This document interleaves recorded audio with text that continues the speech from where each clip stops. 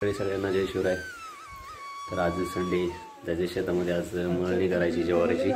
तर आता निघालो शेतात, वडील, मी, भाचा, आई सगळेच चाललेलो। तर बघा ब्लॉग कंटिन्यू पुढे, कारण आज तर दिवस शेतातच जाणार आहे, कारण काम भरपूर आहे आज।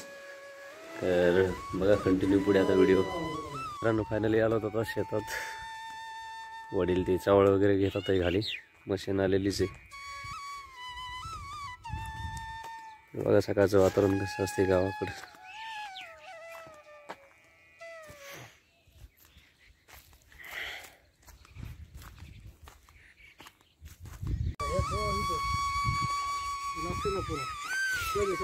बघा किती घ्यायचे ते, 12 मध्ये काय चालू बाबा, कोंडलेलंच आहे अजूनही।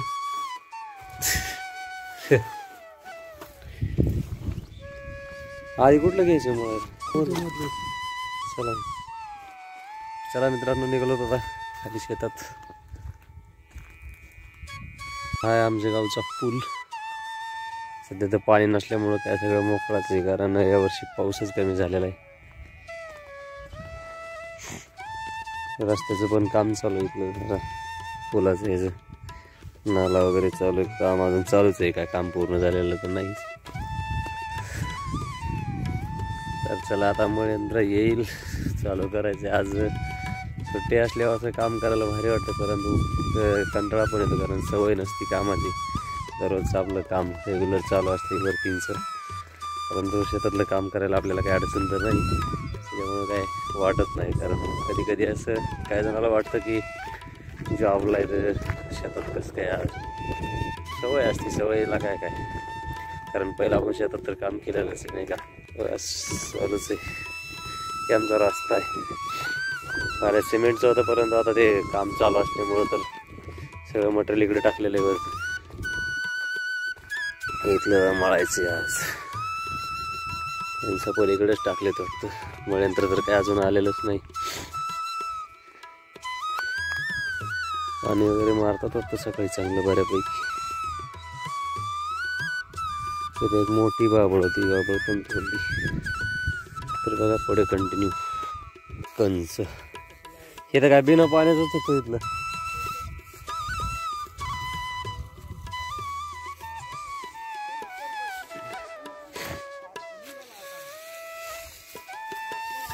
बिना पाण्याचे कंच होते सगळे। फायनली मळ्यंत्र पण पोहोचलं रानात मित्रांनो। रस्ता नसल्यामुळे कुठून पण अडचणीतून घालावं लागते नाही का।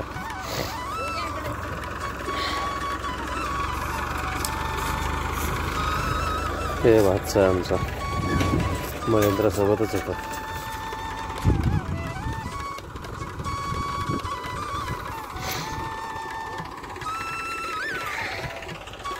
आई वडील बसलेत वाट बघत, चालूच करायची।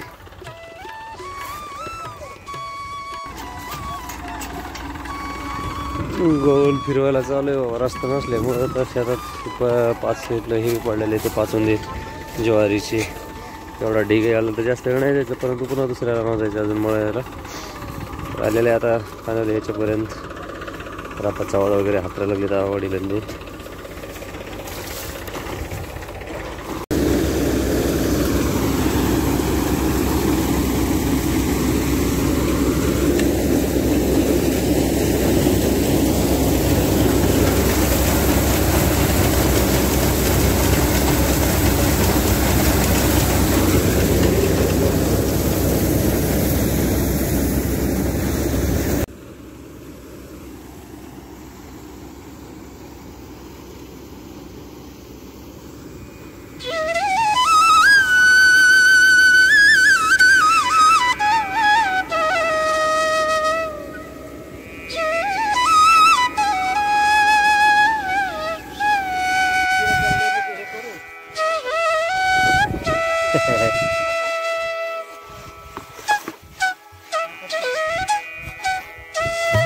जास्त नाही निघलेलं थोडं तरी।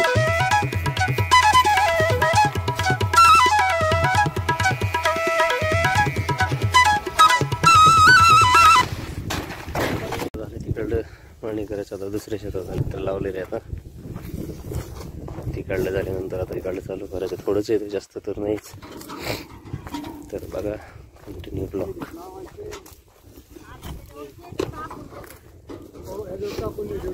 काय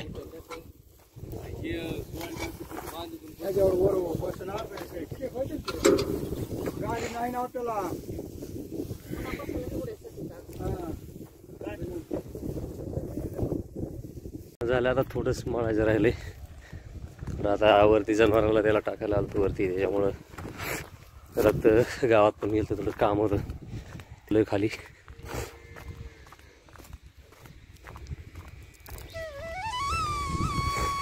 तर तिकडे मळयंत्र चालू आहे पुढं.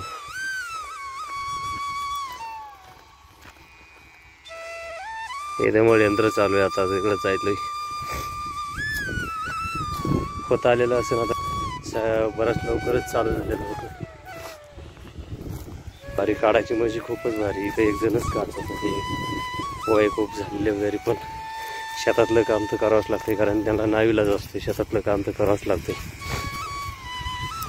तर आज बरेच दिवस बनावं लागलेले, त्यामुळे कोणी जर नवीन असेल तर चॅनलला तर सबस्क्राईब करायला कोणी विसरू नका. परत व्हिडिओ पण सगळं पूर्ण बघितला तर बरं होईल, कारण स्किप न करता जर पाहिलं तर भारी होते. त्यामुळे अंदर चालूच आहे.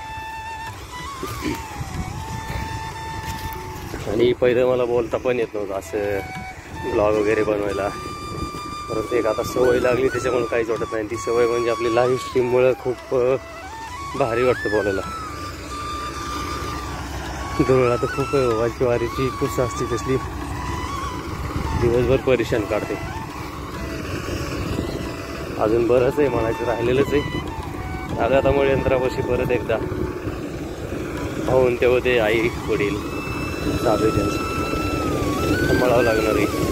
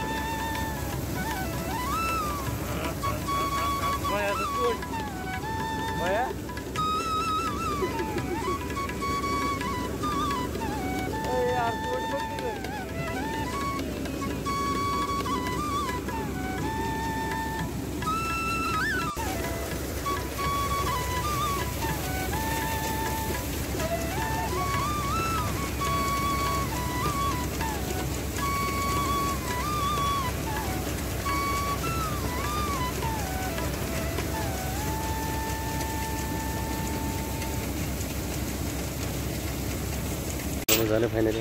मळायचं पण मळयंत्र पण चाललेलं आहे. ज्वारी आज चला आता वरी किती काही असले राहू दे.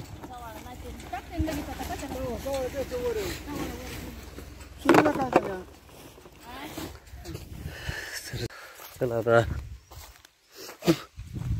मित्रांनो, चला आता चाललोय वरती. ढाळा पण घेतला खायला.